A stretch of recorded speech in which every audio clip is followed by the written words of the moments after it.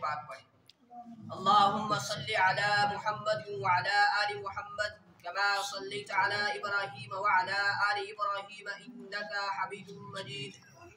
اللهم بارك على محمد وعلى آل محمد كما باركت على إبراهيم وعلى آل إبراهيم إنك حميد مجيد.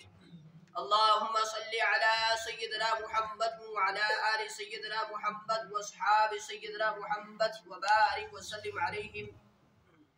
الحمد لله رب العالمين، والصلاة والسلام على سيد الأنبياء والمرسلين وعلى آله وأصحابه أجمعين. أما بعد، أرسله بالحق بشيرا ونذيرا وداعيا إلى الله بإذنه وسراجا منيرا. فقد قال الله تبارك وتعالى في الكلام المجيد والفرقان الحميد: فأعوذ بالله من الشيطان الرجيم، بسم الله الرحمن الرحيم. وما أصابكم من مصيبة فبما كسبت أيديكم ويعفو عن كثير. وقال تعالى: ومن يتق الله يجعل له مخرجا ويرزقه من حيث لا يحتسب ومن يتوكل على الله فهو حسبه. صدق الله العظيم وصدق رسوله النبي الكريم، ونحن على ذلك لمن الشاهدين والشاكرين، والحمد لله رب العالمين. قال النبي صلى الله عليه وسلم: كن في الدنيا كأنك غريب أو كعابر السبيل، أو كما قال عليه الصلاة والسلام. محترم بعزت بزرگ اور دوستوں اور معزز سامعین کرام، اللہ رب العزت کا بحد فضل، کرم، احسان، شکر کہ جس رب ذوالجلال نے اس پرفتن دور کے اندر، اس گئے گزرے دور کے اندر ہم سب کو یہ توفیق عطا فرمائے کہ ہم سب اس کی اس پاگھر کے اندر حاضر ہوئے ہیں۔ اس حاضری کے اندر ہماری کمال نہیں ہے بلکہ اللہ رب العزت کی توفیق شامل حال ہے۔ خیر، اللہ سے دعا کرے اللہ ہماری اس حاضری کو، نماز جمعہ کو، بات کے کرنے کو، سننے کو قبول فرمائے، ہمارے لیے دنیا کے اندر ہدایت کا اور آخرت کے اندر نجات کا، بخشش کا، مغفرت کا ذریعہ۔ محترم بزرگوں، میں نے آپ حضرات کے سامنے قرآن مجید کی ایک آیت پڑھی ہے۔ اللہ رب العزت اس آیت کے اندر میری اور آپ کی اور کائنات کے اندر ہر بسنے والے انسان کی تمام پریشانیوں، مصیبتوں کا ایک واحد علاج بتایا۔ اگر آج آپ اپنا جائزہ لیں اور میں اپنا محاسبہ کروں اور اس کے ساتھ ساتھ پورے عالم اسلام کے اوپر، پوری دنیا کے اوپر نظر ڈالیں تو ہر سمت سے یہ خبریں سننے کو ملتی ہے کہ آج پوری دنیا کے اندر بدتمیزی و بد اخلاقی، چوری و رشوت خوری، سود خوری، زنا کاری، بے حیائی، قتل و غارت کے بازار گرم ہے۔ طرح طرح کی بیماریاں ہیں اور عجیب عجیب مسائل ہیں۔ نامعلوم انسان کو کیسے کیسے حالات سے گزرنا پڑتا ہے اور کیسے کیسے حالات سے انسان کو دوچار ہونا پڑتا ہے۔ اللہ رب العزت ارشاد فرماتے ہیں: وما اصابکم من مصیبہ فبما کسبت ایدیکم ویعفو عن کثیر، کہ تم پر جو بھی مصیبت آتی ہے، تم پر جو بھی پریشانی آتی ہے، وہ تمہارے ہی اعمال کے بدلے میں آتی ہے۔ یعنی تم پر جو بھی مصائب آتے ہیں وہ تمہاری ہی بدعمالیوں کا ثمرہ ہے۔ اور اللہ رب العزت کی بے پناہ رحمتیں ہیں اور بے پناہ فضل، احسان، شکر ہے کہ اللہ رب العزت ہمارے بعض گناہوں کو یوں ہی معاف کر دیتا ہے، یوں ہی درگزر کر دیتا ہے۔ واللہ اگر اللہ حساب لینے پر آ جائے، میں اور آپ ایک قدم اس زمین کے اوپر رکھنے کے حقدار نہیں ہیں۔ اگر ہمارے عیب کھل جائے، ہم رات کی تنہائی کے اندر، ہم رات کے اندھیرے کے اندر، ہم تنہا کمرے کے اندر، ہم اپنی زندگی کے اندر کیا کیا کرتوت کر رہے ہیں، کیا کیا کام کر رہے ہیں، کیا کیا عیب ہے ہمارے، اگر ظاہر ہو جائے تو بزرگوں منہ دکھانے کے قابل ہم لوگ نہیں ہیں۔ یہ اللہ کا فضل ہے کہ اللہ یوں ہی درگزر کر دیتا ہے ہمارے پاس گناہوں۔ خلاصہ یہ نکلا کہ انسان آج جو امت مسلمہ پریشان حال ہے، مصیبتوں کے اندر ڈوبی ہوئی ہے، مصائب نے اس امت کو گھیرا ہوا ہے، تو اس کے پیچھے وجہ کیا ہے؟ وجہ بدعمالیوں کا ثمرہ ہے۔ ورنہ اللہ رب العزت نے جس طرح پانی کے اندر صفت رکھی ہے کہ اگر ایک پیاسا پانی پیے تو اس کی پیاس بجھ جاتی ہے یا باقی رہتی ہے؟ اس کی پیاس بجھ جاتی ہے۔ اسی طریقے سے اللہ رب العزت نے کھانے کے اندر وہ تحصیل رکھی ہے کہ اگر ایک بھوکا کھانا کھا لے تو انشاءاللہ اس کی بھوک ختم۔ اسی طریقے سے اسی احکام الحاکمین نے اپنے احکام اور جناب رسول اکرم صلی اللہ علیہ وسلم کے مبارک طریقے کے اندر وہ تحصیل رکھی ہے، وہ قوت رکھی ہے کہ اگر ایک شخص اللہ رب العزت کے احکام کے مطابق جناب رسول اکرم صلی اللہ علیہ وسلم کے مبارک طریقے کے مطابق زندگی بسر کرے گا تو یقین کے ساتھ کہا جا سکتا ہے نبی علیہ الصلوۃ والسلام کی زندگی، نبی علیہ الصلوۃ والسلام کی سیرت اس کے لیے نمونہ، قرآن مجید اس کے لیے گواہ، بزرگوں کی زندگی اس کے لیے دلیل ہے۔ وہ شخص کامیاب ہے، کامران ہے، اس دنیا کے اندر بھی اور آخرت کے اندر۔ پھر کامیابی اس کے قدم چومے گی، پھر کامیابی اس کا مقدر بن جائے گی، پھر تمام مصیبتیں اسے منہ موڑ لیں گی، پھر اسے سکون قلب معلوم ہو جائے گا، اسے زندگی گزارنے کی منزل پتہ چل جائے گی، زندگی گزارنے کا مقصد حاصل ہو جائے گا۔ اس کے لیے ضرورت ہے تقوی، اس کے لیے ضروری ہے تقوی اختیار کیا جائے۔ اللہ رب العزت ارشاد فرماتے ہیں جو شخص تقوی اختیار کرتا ہے بزرگوں، پھر اللہ قدم قدم پر اس کی مدد، اس کی نصرت فرماتا ہے۔ اللہ رب العزت ارشاد فرماتے ہیں وَمَن يَتَّقِ اللَّهَ يَجْعَلْ لَهُ مَخْرَجًا وَيَرْزُقْهُ مِنْ حَيْثُ لَا يَحْتَسِبُ۔ جو شخص تقوی اختیار کرے گا، جو شخص پاکیزہ زندگی گزارے گا، میں اس کو تمام پریشانیوں سے نجات دوں گا، میں اس کے لیے وہاں سے روزی کا بندوبست کروں گا جہاں اس کا مال گنا جا سکے گا۔ اگر ہم سکون قلب چاہتے ہیں، مصیبتوں سے نجات چاہتے ہیں، پریشانیوں سے بچنا چاہتے ہیں، تو ہم نے اول لا الہ الا اللہ محمد رسول اللہ صلی اللہ علیہ وسلم کو دل سے ماننا ہوگا اور تقوی اختیار کرنا ہوگا۔ یہ کلمہ اپنے اندر ایسی قوت رکھتا ہے، یہ ایسی طاقت رکھتا ہے، یہ کلمہ ایسے فضائل والا ہے۔ فرمایا کہ اگر ایک شخص جس کی عمر کفر کے اندر گزری ہو، جو بتوں کا پوجا کرنے والا ہو، جتنی عمر بھی اس نے گزاری ہو، اگر اس کے بعد اس ایک کلمے کو ایک مرتبہ سچے دل سے پڑھتا ہے اور دار اسلام کے اندر داخل ہوتا ہے، اللہ رب العزت اس کلمہ پڑھنے کی وجہ سے اس کی ساری ماضی کے گناہ معاف کر دے گا، اس کا کفر معاف کر دے گا، اس کی آتش پرستی معاف کر دے گا، اس کلمہ پڑھنے کی وجہ سے۔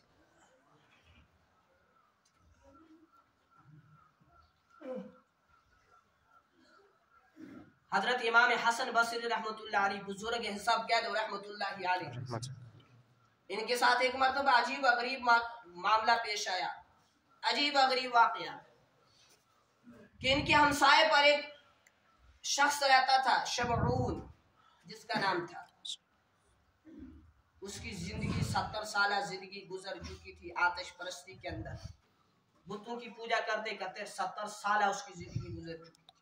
انہیں خبر ملی، آپ تشریف لے گئے، اس سے کہا شمعون آگ نے تمہارا جسم جلا کر سیاہ کر دیا،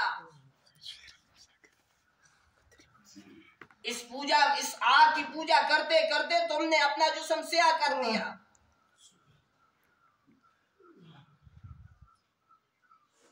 70 سال تم نے گزار دیے، ضائع کر دیے، اسلام کے اندر آ جاؤ۔ اس نے کہا امام حسن مجھے اسلام لانے کے لیے 3 چیزیں رکاوٹ بنی ہوئی ہیں۔ کتنی چیزیں؟ اور رکاوٹ کس نے بنائی ہے؟ مسلمانوں نے۔ میں کہا کرتا ہوں بسا اوقات ہمارے عمل ہماری بد اخلاقی ایسی ہے، واللہ ہمیں دیکھ کر کوئی بھی غیر ایمان والا اسلام قبول کرنے کے لیے تیار نہیں ہوگا۔ مجھے بتاؤ، مسجد کے ساتھ دکان ہو مسلمان کی، مسجد کے اندر سے اذان پکاری جا رہی ہو، مسلمان دکان کھول کر بیٹھا ہو، اس کی دکان کے پاس سے غیر ایمان والا گزر رہا ہو، وہ یہ نہیں کہے گا کہ اس سے میں بہتر ہوں کہ میں روزانہ صبح مندر جاتا ہوں لیکن یہ اللہ کے بلانے پر مسجد نہیں جاتا۔ یہ میں ٹھیک کہہ رہا ہوں یا اپنے سے کہہ رہا ہوں؟ समान है। किसी दुनिया के बड़े ने बुलाया हो, रात के 1 बजे बुलाया हो, तुम्हारे पास सवारी मैसर ना हो, तुम सवारी करोगे, तुम सोने का बंदोबस्त करोगे, तुम पर्सनल गाड़ी लोगे, उसका तेल डालोगे, तुम उसके पास पहुंचोगे। मगर तुम कैसे मुसलमान हो? तुम्हारा अल्लाह तुम्हें पुकार रहा है, तुम्हारी दुकान भी मस्जिद के हमसाए पर है, मगर तुम मस्जिद नहीं आ रहे।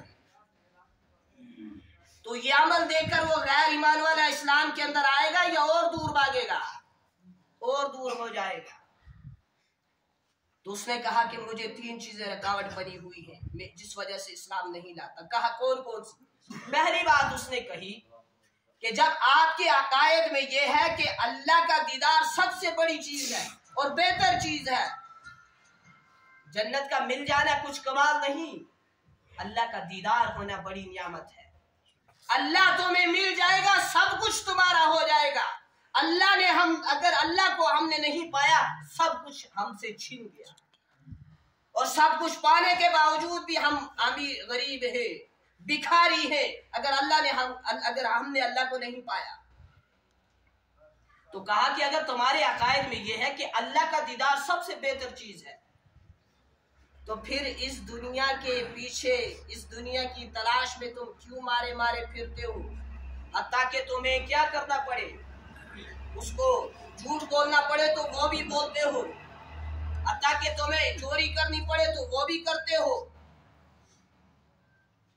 दूसरी बात उसने कही, ये रुकावट है मुझे कि अगर वाकया ही मौत हकीकी है, उसमें आना है, मौत एक अटल हकीकत है, तो फिर मौत की बाद की जिंदगी की तुम तैयारी क्यों नहीं करते?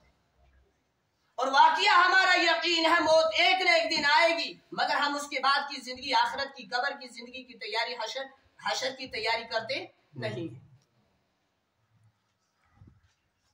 तीसरी बात उसने कही शमऊन ने,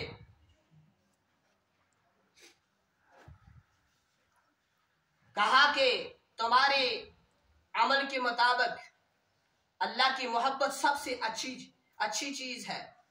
पहली बात उसने कही थी, मैं दाएं बाएं हो गया, पहली बात उसने कही थी कि तुम्हारे तसव्वुर में ये चीज है कि दुनिया की मोहब्बत सबसे बुरी चीज है, तो फिर इसके पीछे क्यों पड़े हुए हो?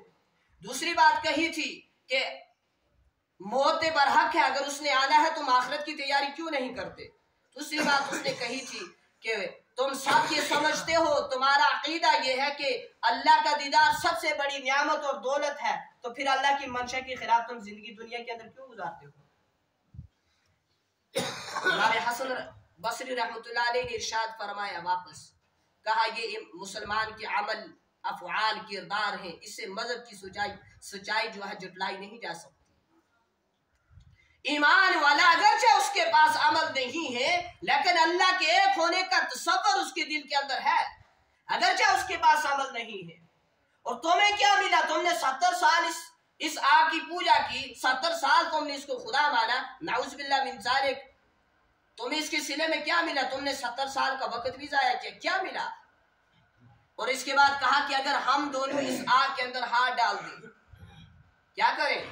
आग के अंदर दोनों हाथ डाल दें तो हम दोनों को बराबर जलाएगी या तुम्हारा आप लिहाज करेगी? ये तो 70 साल से मुझे पूज रहा था, मुझे खुदा मान रहा था, मेरा पुजारी था, मैं इसको ना जलाऊं। लेकिन फरमाया मेरे आका में, मेरे मौला में, मेरे खालिक में, मेरे मालिक में, मेरे रब में वो ताकत है, अगर मैं इस आग के अंदर हाथ डाल दूं, मुझे उसकी जात पर उम्मीद है आग मेरा जरा बराबर भी नुकसान नहीं कर सकती। और ये अल्फाज कहने के बाद हजरत इमाम हसन बसरी रहमतुल्लाह अलैह ने आग के अंदर हाथ डाल दिया। बुजुर्गों, हाथ से ही सलामत बाहर निकाल लिया, जरा बराबर भी इनके आग ने इनके हाथ को नहीं छुआ, क्योंकि आग जलाने में किसकी मोहताज है? अल्लाह की। तो पानी डुबोने में किसका मोहताज है? अल्लाह का है। अल्लाह फरमाता है, ओ मेरे बंदे, एक तू चाहता है, एक तेरा रब चाहता है। जो तू चाहता है वो तेरे रब के सिवा नहीं हो सकता, और जो तुम्हारा रब चाहता है वो सारी दुनिया के सिवा कर सकता है। अगर तू ये चाहता है कि तुम्हारी हर ख्वाहिश पूरी हो, तुम्हारी हर तमन्ना पूरी हो, तुम्हारी हर आरज़ू पूरी हो, तुम्हारी हर मर्जी पूरी हो, तो फिर तुमने वो करना पड़ेगा जो तुम्हारा रब चाहता है, और उसके बाद फिर वो होगा जो तू चाहेगा। इसलिए हम कहा करते हैं गुलाम बन जाओ अल्लाह रसूल के। इसी गुलामी के अंदर इज्जत है, सरबुलंदी है, कामयाबी है।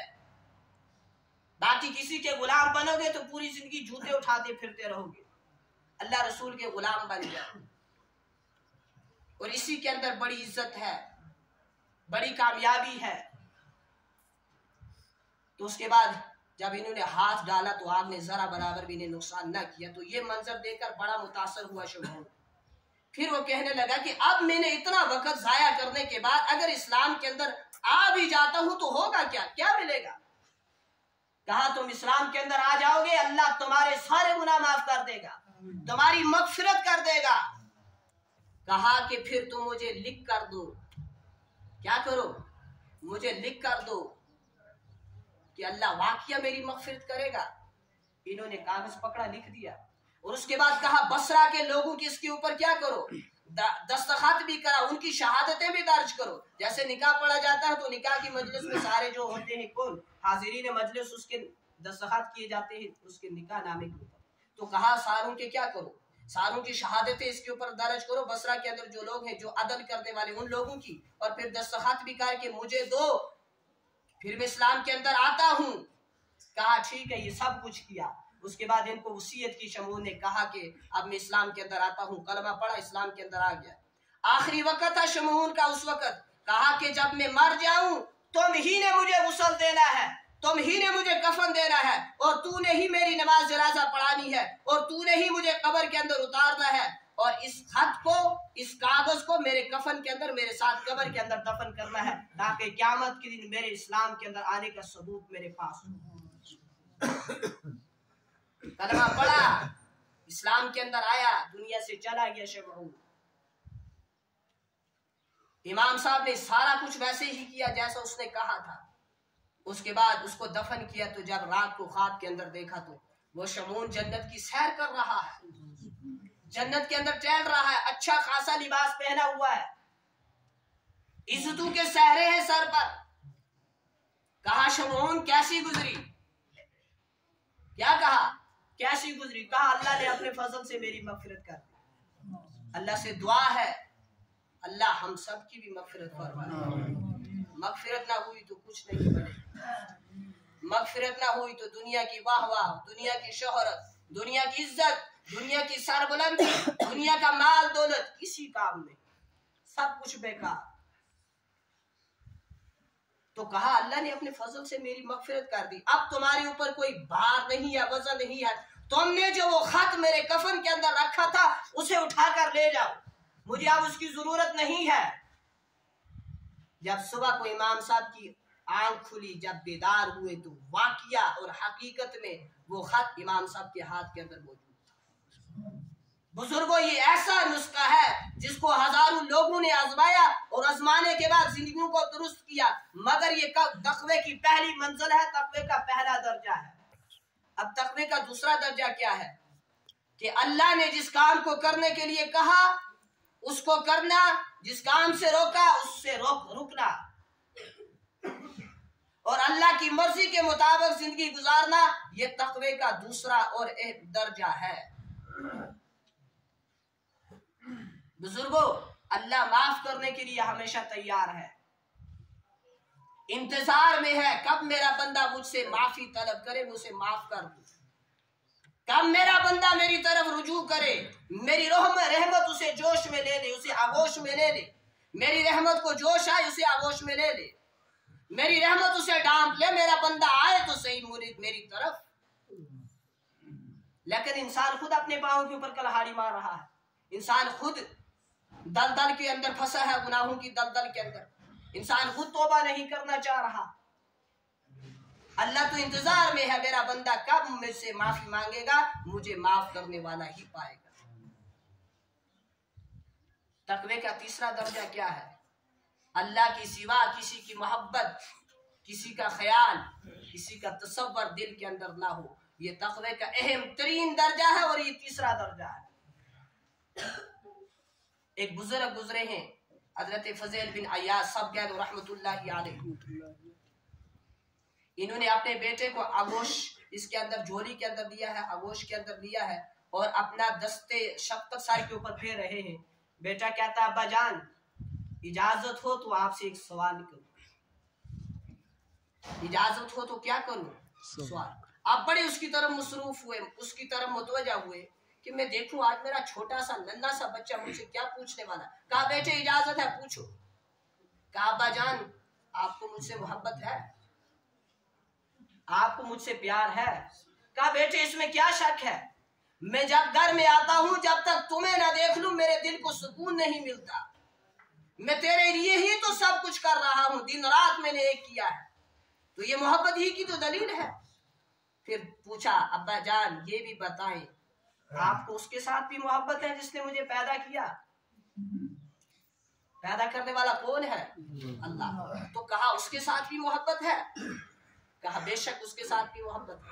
कहा अल्लाह में नाउज़ुबिल्लाह। कहा अब्बा जान मैं हैरान हूं, अब्बा जान मैं हैरत ज़दा हो चुका हूं कि एक ही दिल के अंदर दोनों की मोहब्बत कैसे जमा हो सकती है।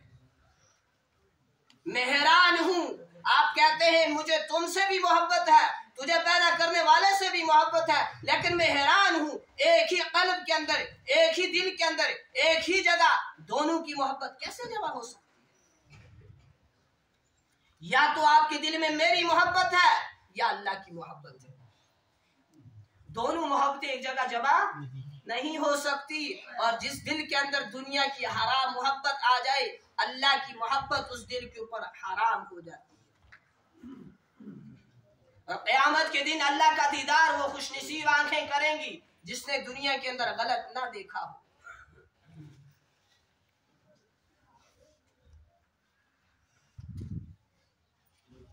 आज इस दौर के अंदर, इस वक्त के अंदर जब हम मौजूद हैं दुनिया के अंदर, हम अपनी आंख को जो भी दिखाते हैं आंख देखती है, लेकिन ये साथ में रिकॉर्ड भी कर रही है। क़यामत के दिन सारा कुछ सामने पेश किया जाएगा, उस वक्त जुबान बंद की जाएगी, आंख बोलेगी अल्लाह इसने मुझे वो चीज दिखाई थी जो तुमने हराम की थी। दुनिया का मामूली सा कैमरा कभी खराब भी हो जाता है, कभी ऑफ भी किया जाता है, मगर जब ऑन है, जब खराब नहीं है, ठीक है, मैं और आप वहां से बच कर निकलते हैं, ऐसा कुछ साथ में नहीं रखते जिसकी वजह से जिल्लत का सामना करना पड़े।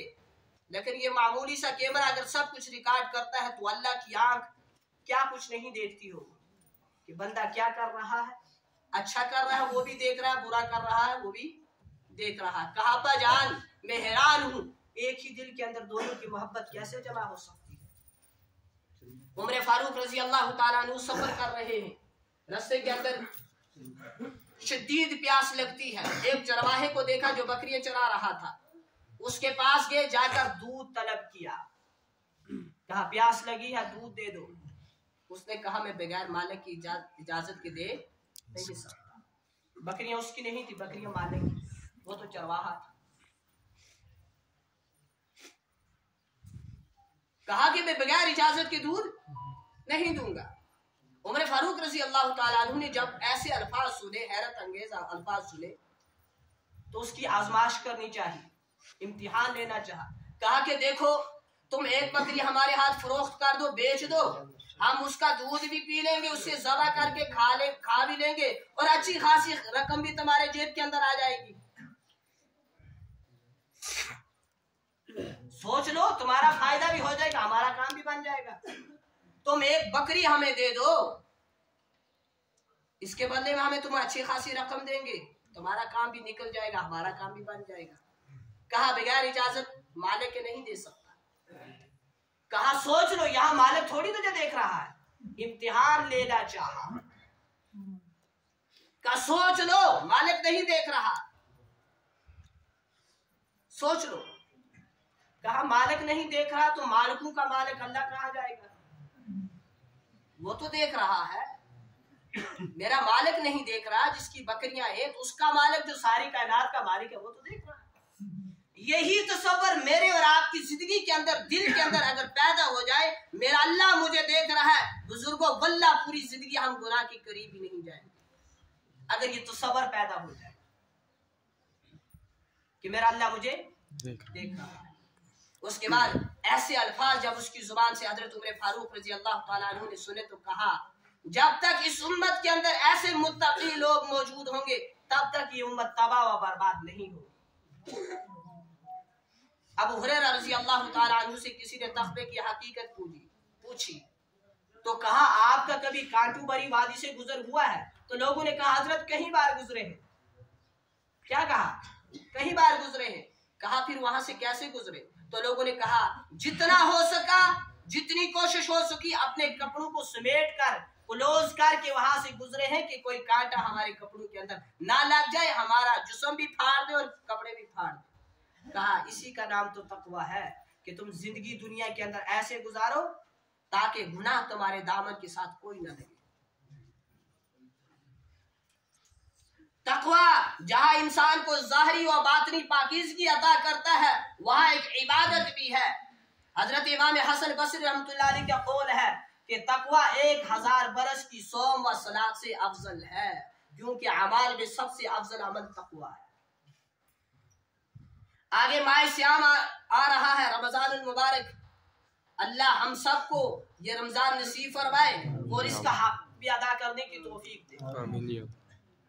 तो इसके रोजे आ रहे हैं। रोजे का मकसद क्या है?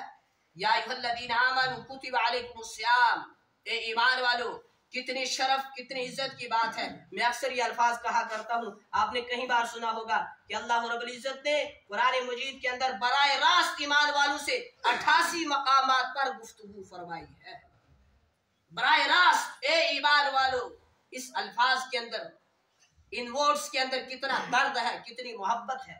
ए ईमान वालो, कुतिबा या अय्युहल्लज़ीना आमनू कुतिबा अलैकुमुस्सियाम, तुम पर रोजे फर्ज किए गए हैं, कमा कुतिबा अलल्लज़ीना मिन क़ब्लिकुम, जैसा कि तुमसे पहले बाकी लोगों पर भी फर्ज थे। ये नई बात नहीं है कि तुम ही पर फर्ज है, तुमसे पहले लोगों के ऊपर भी फर्ज थे। मकसद क्या है? फर्ज क्यों हुए? लअल्लकुम तत्तकून, ताकि तुम तक़वे वाले बन जाओ। मैंने इसलिए तक़वे का मौजू लेकर आपके सामने आया था कि मैं ये बता दूं कि रमजान मुबारक आ रहा है, रोजे आ रहे हैं, उसका मकसद क्या है? फरमाया लअल्लकुम तत्तकून, ताकि तुम तक़वे वाले बन जाओ, ताकि तुम मुत्तकी बन जाओ। और बुजुर्गों, कुरान मजीद के अंदर अल्लाह रब्बुल इज्जत ने मुत्तकी ही लोगों के बारे में खुशखबरी दी कि यही लोग फलाह पाएंगे, कामयाबी पाएंगे, और इन लोगों को सालिहीन के अंदर शुमार किया, तक़वे वालों। जिंदगी कैसे गुजारनी है दुनिया के अंदर, इस पुरफितन दौर के अंदर? जैसे इंसान कश्ती के अंदर सवार हो, जैसे कश्ती पानी के अंदर हो, पानी कश्ती के अंदर ना हो। जब बंदा कश्ती के अंदर होगा, कश्ती पानी के अंदर है, तो बंदा भी तैरेगा, बाकी जो उसके अंदर सवारियां हैं उनको भी किनारे पर ले जाएगा। लेकिन जब पानी कश्ती के अंदर आ जाएगा, वो मल्लाह कश्ती चलाने वाला भी डूबेगा और कश्ती भी डूबेगी। तो हम दुनिया के अंदर रहें तो खैर है, दुनिया हमारे अंदर ना आ जाए। जब हम दुनिया के अंदर रहेंगे तो खैर ही खैर है, जब दुनिया हमारे अंदर आ जाएगी तो हमारा सब कुछ तबाह हो जाएगा। जब दुनिया की मोहब्बत हमारे दिल के अंदर आ जाएगी, जैसे हमारे अमल है तो वैसे तो लगता है दुनिया ही की मोहब्बत है। काफी लोग कहते हैं जी रोजे वो लोग रखे जिन्हें कुछ मयसर ना हो।